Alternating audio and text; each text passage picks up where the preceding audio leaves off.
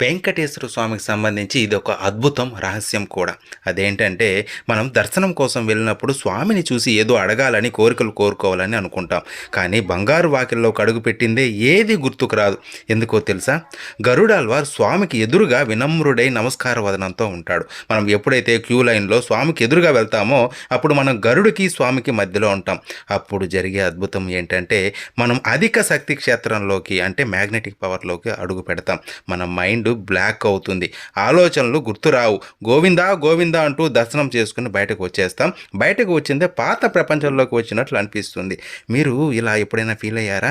అయితే కామెంట్ చేయండి. కానీ జ్ఞానోదయం పొందిన సిద్ధులు, యోగులు, దేవతలు ఈ శక్తి ప్రభావానికి లోనవ్వరు. మనలాంటి సాధారణ మనుషులు ఈ ఎనర్జీ ఫీల్డ్లోకి ప్రవేశించినప్పుడు మన మెదడు బ్లాక్ అవుతుంది. ఆ సమయంలో స్వామిని చూసిన జ్ఞాపకం కూడా తొలగించబడుతుంది. అందుకే స్వామి వారి రూపం మన మనస్సులో కొద్ది సెకండ్లు మాత్రమే నిలిచి ఉంటుంది.